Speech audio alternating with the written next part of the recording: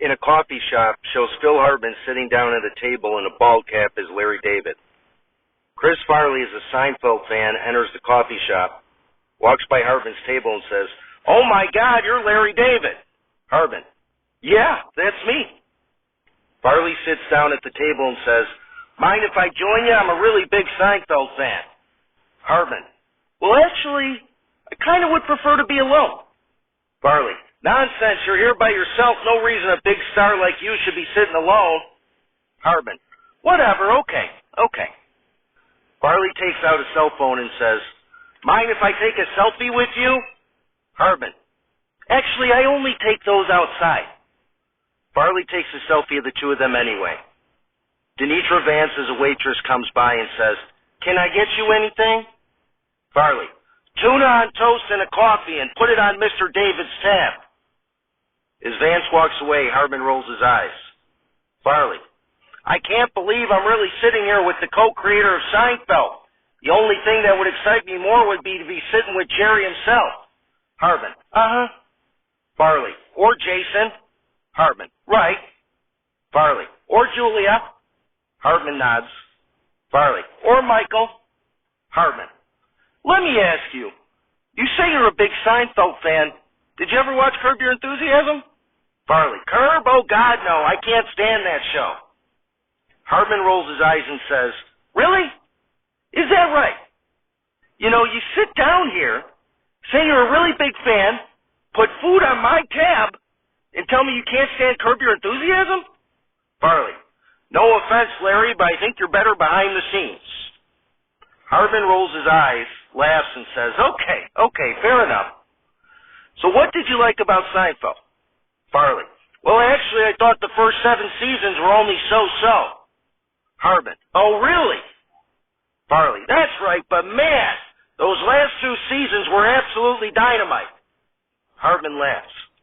Farley, "I mean, you have Man Hands, Bizarro, Jerry, George, and Kramer, Elaine's terrible dancing, George taking seductive photos for the woman at the photo store."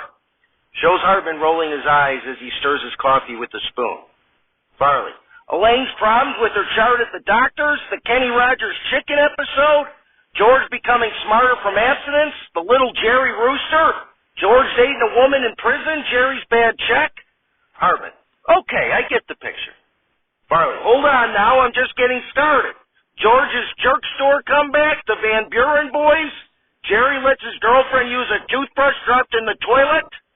Hartman, "You see, the thing about the last 2 seasons is..." Farley, "Hold on a minute. Elaine hates the English patient, Lloyd Bridges' cameo as a physical trainer, George gets a desk and lets him sleep at work, the yada yada yada episode." Hartman, "What I'm trying to tell you is I was no longer with the show the last 2 seasons. Farley, "So you didn't write yada yada yada?" Hartman, "No yada yada yada." Farley, "What about the speed dial? Muffin tops, the summer of George?" Hartman, "No, no, and no." Farley, "Oh, come on. What about George acting disabled at work?" Hartman, "That was something I could see myself doing, but I didn't write it." Farley, "What about Serenity Now?"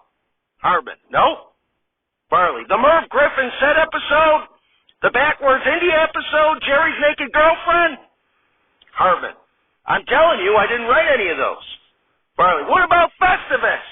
Kramer driving on the empty tank? The reverse peephole? George's girlfriend who looks like Jerry? Uncle Leo shoplifting? The rickshaw? The Frogger game? Jerry sleeping with his maid?" Hartman, "I'm telling you, I didn't write any of those, but I'll tell you what. I still get paid when they air." Farley, "Wow, I don't know what to say. What exactly did you do for the show?" Hartman, exacerbated, says, "You only went through the last 2 seasons. There were 7 whole seasons before that where my hands were on everything. Didn't you see the contest?" Farley, "The contest really didn't do it for me." Hartman, "Didn't do it for you? What about the one where they're waiting at the Chinese restaurant? Puffy shirt? Low talker? Soup Nazi?" Farley, "Nah, come to think of it, I only really liked the last 2 seasons." Hartman throws his hands up in disgust. Hartman, "Well, what about the finale?" Farley, I didn't care for the finale." Hartman, "What? What's wrong with the finale?" Farley, care? You weren't there. Harvin. Actually, I came back to write the finale. Farley. Oh. Harvin. Oh. All you have to say is, oh. What is with people being so bent out of shape about the finale? Farley. I didn't like that they ended up in jail. I wanted them to all hug, learn a lesson, have a happy ending. Harvin. No, you see, you missed the whole point of the show. We didn't want any hugging or learning of lessons. It wasn't that kind of show. Farley. Yeah, yada, yada, yada. Harvin. You know what? I only got one thing to say to you. Farley. What's that? Harvin. Dead from the earth, we're not alive. It's Saturday Night Alive, starring John Belushi, Chris Farley, Phil Hartman, Jan Hooks, Norm MacDonald, Gilda Radner, Denitra Vance, and with many other special deceased contributors. Musical guest, Denny Laine, and your host, Sandra Day O'Connor. Everybody, Sandra Day O'Connor. Applause, applause, applause. Shows O'Connor on stage who says, thank you, thank you. I was an attorney, politician, and jurist who served as an Associate Justice of the Supreme Court of the United States from 1981 to 2006. I was the first woman to serve as a U.S. Supreme Court Justice. A moderate conservative, I was known for my precisely researched opinions.